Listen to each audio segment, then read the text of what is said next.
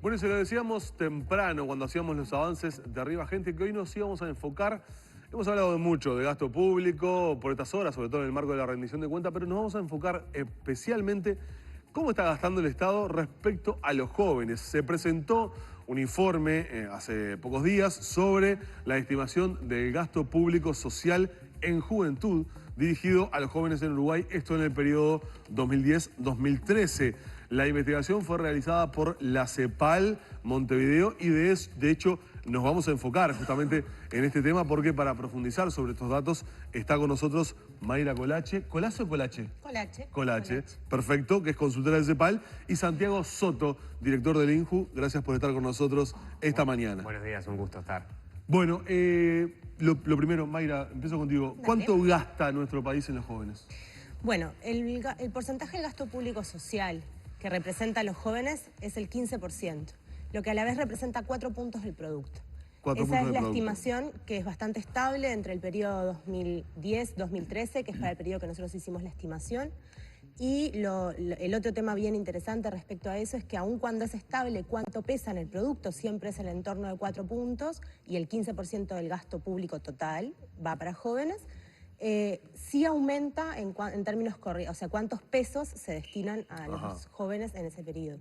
Aumenta aproximadamente 30%, mientras que el producto tuvo un crecimiento menor. Claro. Sin embargo, el gasto que se destina a los jóvenes sí aumenta. No queda atado a la evolución del producto, en definitiva. No, aunque sí representa lo mismo del producto en los 4 años que nosotros estudiamos. 4 puntos del producto parece mucho, es bastante.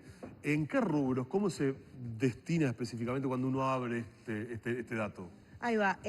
Una cosa bien interesante es que nosotros cuando estimamos el gasto público social, no solamente estimamos el gasto público social a jóvenes que va porque sean jóvenes, es decir, los gastos que realiza el INJU, que se realizan en el INAU para jóvenes directamente, o los gastos de educación. También se incluyen los gastos que toman los jóvenes por ser ciudadanos, es decir, cuánto reciben los jóvenes del seguro por desempleo, cuánto reciben los jóvenes de las pensiones por discapacidad. ¿Cuánto reciben los jóvenes del gasto en bibliotecas que se realiza por el Estado? En ese sentido, por eso es que también se busca entender cuánto es todo el gasto que llega a los jóvenes, ya sea porque son jóvenes o porque son ciudadanos. El rubro que tiene una representación más importante dentro del gasto es el rubro de educación, que representa casi la mitad. De 10 pesos, casi 5 se gastan en educación, casi 3 se gastan en salud y casi 1 se gasta en asistencia social. Y casi el otro se gasta en trabajo. El resto de los rubros representan un peso bien menor. Bien. Si tú tuvieras que medir esto en el resto de América Latina, ¿tenés información como para saber si Uruguay estos 4 puntos son un gasto grande respecto a otros países o es un gasto relativamente inferior? Este estudio se enmarca en un estudio un poco más amplio que se hizo financiado por el Fondo de Población de Naciones Unidas para 4 países. Uno es Uruguay y después se hizo también para Colombia, para El Salvador y para México. Y lo que se observa es que efectivamente Uruguay tiene un gasto público cuando se mide en dólares constantes y comparables entre los países mayor que el resto de los países, pero también tiene un gasto público social mayor. La estructura de gasto de Uruguay, del Estado de Uruguay, implica que ya gaste más en toda la población que estos otros países que estudiaron otros grupos, otros equipos en estos países.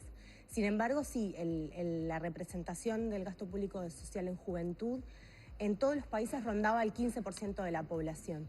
Lo que es bien interesante y que seguro Santiago después va a retomar es que la población de jóvenes representa más del 15% en la población total. Los jóvenes entre 15 y 29 años representan el 22% de la población, pero se gastan ellos solo el 15%.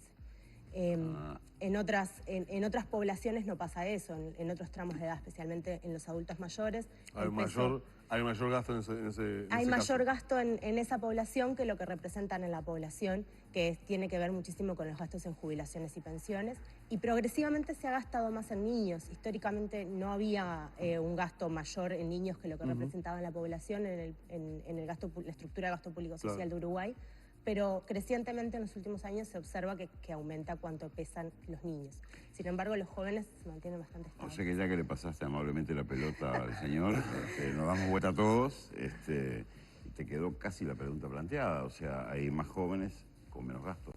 Bueno, sí, esa es una de las, digamos, de las principales conclusiones que arroja el estudio, que es importante para nosotros tener una buena estimación de lo que es el gasto público destinado específicamente hacia los jóvenes. Acá una digresión que veníamos conversando y pensando, el gasto público es como el proceso de la selección, ¿no? Es un proceso que a veces te puede dejar desclasificado en el segundo partido, pero que bueno, en todo el proceso uno va viendo, puede estar primero en la tabla en las eliminatorias, puede ganar un campeonato, puede a veces quedar afuera, pero el proceso, digamos, que tiene Uruguay... La recompensa es el camino, como decía Mauro Tavares. Exacto, la recompensa es el camino. Yo despediría a Mauro Mas y lo contrataría ahora. La recompensa es el camino. En el gasto público social, justamente la recompensa es el camino. Uruguay ha hecho un esfuerzo creciente de aumento del gasto público social. ¿Desde qué época lo viene haciendo? Y el aumento más fuerte empezó a partir del año 2006-2007, ahí empieza el aumento. Uruguay tuvo un aumento creciente de los últimos 20 años del gasto público social, muy impulsado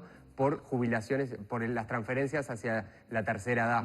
Pero el gasto fuerte que Mayra comentaba muy bien, de aumento más del gasto pro niño, ¿no? O sea que es cada vez más y creciente respecto a los niños, empezó a partir de la última década, por decir de alguna manera, y en juventud en particular también con un aumento significativo que nos empieza a poner un poco más a tiro de la prioridad que tiene la adolescencia y la juventud como una etapa clave. En eso hay un premio de economía, ahí me sale el economista adentro, pero hay un premio de economía muy reciente que es Heckman, que está aprobado a nivel internacional, que para que las personas tengan mejor desarrollo en su vida, mejor inserción y que eso aporte, aparte al desarrollo del país, hay dos momentos claves para invertir en políticas públicas, que es la primera infancia y la adolescencia y la juventud. Santiago, tomando el informe con las conclusiones principales que tiene, ¿cuál es el punto o los puntos más sustanciales, más significativos para ustedes,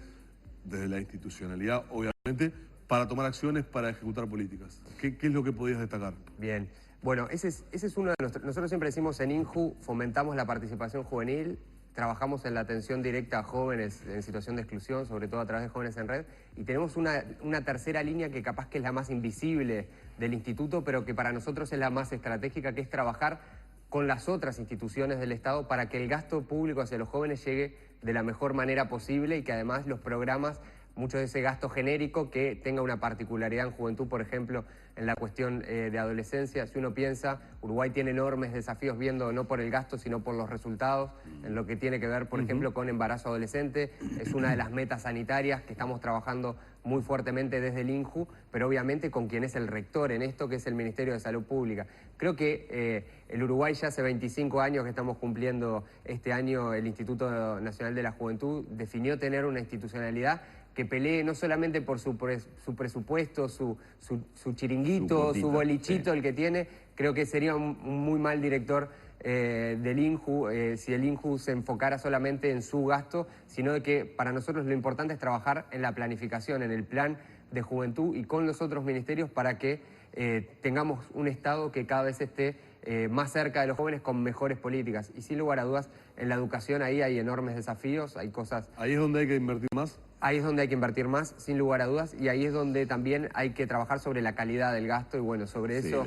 Sobre la eficiencia. Sobre la eficiencia de la calidad, mucho aparte de esa calidad tiene que ver con las remuneraciones. Pensemos que de un peso que uno destina a la educación, 80 centésimos, o de 100 pesos, 80 pesos o un poco más se destina a los salarios de los docentes. O sea, hay un peso muy importante que tiene que ver con mejorar las condiciones salariales de los docentes, que mucho se ha avanzado en esta etapa, pero hay que seguir avanzando, pero también en el diseño institucional del sistema, y ahí la ANEP está trabajando fuertemente, y desde el Ministerio de Desarrollo Social al que pertenece el INJU, también estamos trabajando junto a la ANEP y al Ministerio de Educación y Cultura en poder acompañar a aquellos jóvenes que se caen del sistema tempranamente para que efectivamente tengan otras opciones de inserción. Ahí, sin lugar a dudas, de esos 10 pesos que decía Mayra, que casi 5 que van para los jóvenes van a educación, sin lugar a dudas, ahí tenemos mucho para avanzar como país. Antes de seguir después con preguntas sobre política, por ejemplo, de empleo juvenil con Santiago, Mayra, ¿hay algún dato relevante o algún punto del informe que te llamó la atención en el trabajo que puedas destacar? Que hayas dicho una vez que tenés los números arriba de la mesa y analizás esos números y decís, upa, mirá esto. Sí, una particularidad de esta metodología que es bien interesante es que permite identificar la intencionalidad del gasto. Esto quiere decir que permite saber cuán rápidamente llega a los jóvenes o cuán intencionada fue la política para destinar esa plata a los jóvenes. No es lo mismo que le llegue la plata a los jóvenes porque sea que el gasto público en juventud sea porque son ciudadanos o porque son personas con discapacidad o porque son trabajadores, sino que les llegue por ser jóvenes. Y cuando más o menos lo que logramos identificar es que la mitad de la plata que se destina a jóvenes está destinada a ellos porque son jóvenes y la otra mitad porque son ciudadanos. Y de eso, la mitad, de ese gasto que está destinado a jóvenes por ser jóvenes, lo que me llamó muchísimo la atención es que el 99% es educación. Entonces, en ese sentido, creo que lo que se puede... O sea, hay una intención directa de que ese dinero llegue a los jóvenes a través del rubro ese. Claro, cuando nosotros pensamos qué es lo que el Estado piensa para los jóvenes, cuáles son las políticas o la política que el Estado piensa para los jóvenes y en qué gasta para los jóvenes. Y ese gasto es en educación, es el 99% en educación. Entonces, eso también genera como muchas particularidades, porque quienes se desvinculan del sistema educativo también se desvinculan de ese gasto, o sea, dejan de recibir aquello que el Estado pensó especialmente para ellos. Eso creo que fue probablemente lo que nos llamó más la atención cuando empezamos a encontrar estos resultados. Y probablemente lo otro también que nos llamó bastante la atención es cómo se distribuye por tramos etarios, o sea, porque no es lo mismo entre los 15 y los 29 años, hay un montón de años y pasan muchísimas cosas. ¿O por sexo tienen esa apertura también? Sí, pero por sexo no se genera mucha diferencia. Es igual. No hay mucha diferencia. ¿Y Montevideo Interior? Esa diferencia no la pudimos identificar. No la pudieron identificar. No. Además, solamente tenemos el gasto del gobierno central. Claro, no tenemos lo de bien. las intendencias, que podría ser bien interesante para incorporar. Capítulos nuevos de repente para incorporar. Pero en cuanto a las edades, a ver, contanos. En cuanto a las edades, lo que les comentaba, nosotras hicimos 3 tramos etarios, de 15 a 17, de 18 a 24 y de 25 a 29.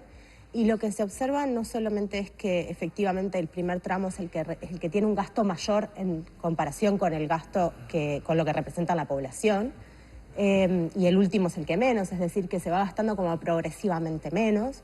Y a la vez, lo otro que se observa es que los primeros tramos etarios, especialmente el de 15 a 17, tiene un gasto muy importante en educación, que va cayendo a medida que aumenta la edad, lo cual es evidente porque se van desvinculando, o sea, parte del proceso de los jóvenes es salir del sistema educativo, terminar sus estudios, y empieza a aumentar, y en el tramo de 25 a 29 se observa bastante bien, que aumenta mucho lo que es el gasto en trabajo, porque empiezan a participar del mercado de trabajo, entonces empiezan a recibir las pensiones, el subsidio por enfermedad, por maternidad y por desempleo, que es lo que corresponde al gasto de trabajo. Y por otro lado, empieza a aumentar un montón lo que es el gasto en salud, porque en la estructura del gasto en salud pesan mucho más las mujeres en edad reproductiva, o sea, tiene un peso mayor las mujeres en edad reproductiva, y a través de ese canal aumenta tanto. Entonces, aumenta a medida que aumenta la edad, cae el gasto en la educación, aumenta el gasto en trabajo y aumenta el gasto en salud. Antes que poder cuando agarra la hojita porque se acabó el tiempo. No quiero hablar de ley de empleo Titular juvenil. empleo, sí, empleo. A eso digo. ¿Por qué no? Porque un informe de CEPAL y de OIT posicionó a Uruguay en tercero en 15 países de la región en cuanto al desempleo juvenil.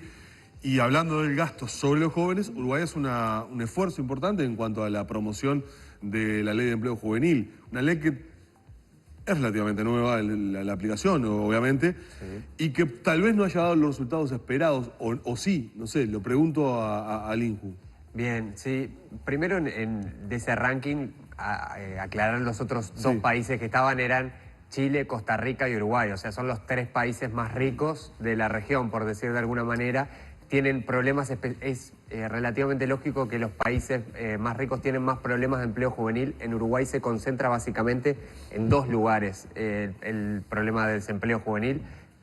Aquellos jóvenes que tienen ciclo básico incompleto y aquellos jóvenes que tienen universitaria incompleta, porque también ponen requisitos distintos, por ejemplo, compatibilizar el estudio y el trabajo, y bueno, eso hace que buscan empleo pero con condiciones relativamente más exigentes, y tenemos tasas específicas de desempleo más altas que eso es algo que se repite en este tipo de países, por eso también figuramos más altos. Pero Uruguay, cuando el mercado laboral estuvo más alto, en el mejor momento, tuvo problemas de desempleo juvenil. También. Cuando el mercado laboral estuvo planchado, tuvo problemas de desempleo juvenil y en todos los escenarios intermedios. Por eso sí, nos planteamos una ley de empleo juvenil que el INJU la impulsó fuertemente en la administración pasada, en la etapa desde el Poder Ejecutivo hacia el Parlamento con el Ministerio de Trabajo, y que sí, tiene un año de empezar a pedalear.